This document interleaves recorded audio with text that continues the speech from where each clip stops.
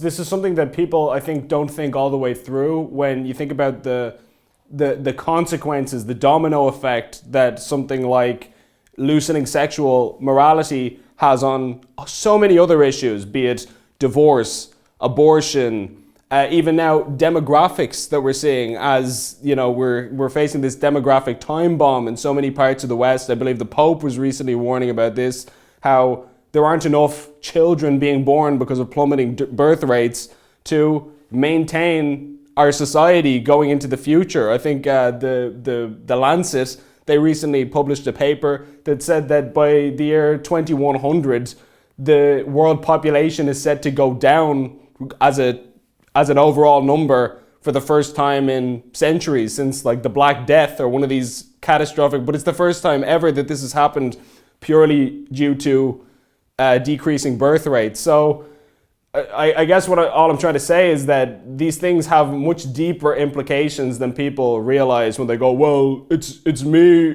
it's my own sexual habits, what has it got to do with you? Well, it has a lot to do with all of us. This is a society-wide issue that we're not taking seriously enough, at least in my view. I don't know what you think.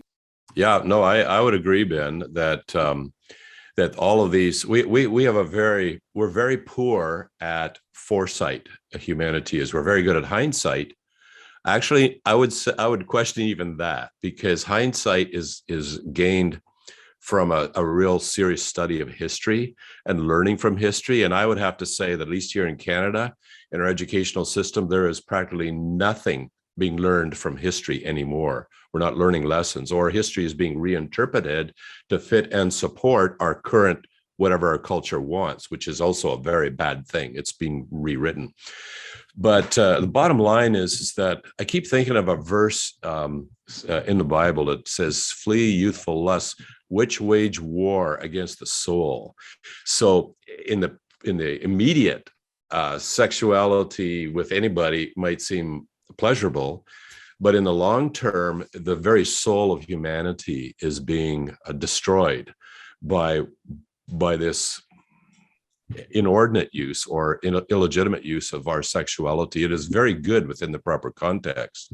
Outside of that context, as the work of J.D. Unwin showed, it will actually destroy civilization every time, no exceptions, within 100 years of the sexual revolution. Well, I'm sorry to interrupt you, but I think you touched on a really important point there, that obviously nobody is saying that sex isn't good or that sex is bad. Like, I think whenever you have this conversation, people try to treat you like you're some kind of old-timey Victorian, prude or something like this.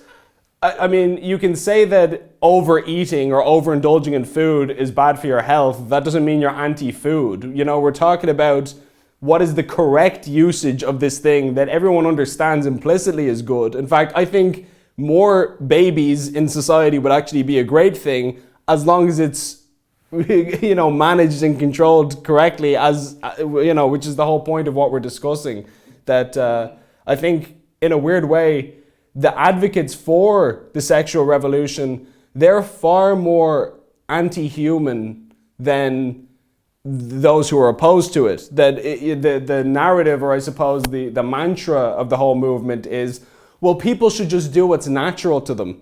And what I say is, well, yeah, we should do what's natural to us, but what is our nature? We're human beings. We're not dogs. We're not animals. We shouldn't just run around having sex with everything that moves. We developed these systems as a society for a reason over thousands and thousands of years, because they work, and we should try to uphold that and maintain it to the best of our ability. Yeah, in fact, as you spoke there, it reminded me of a kind of like an idea that I've had, or just basically a way of describing our culture today. What the sexual revolution has been fighting for is the freedom to behave like animals, where there are no constraints. And I would have to say that the sexual revolution is leading to the dehumanization of humanity, or in another way of put it, it's leading to the animalization of humanity.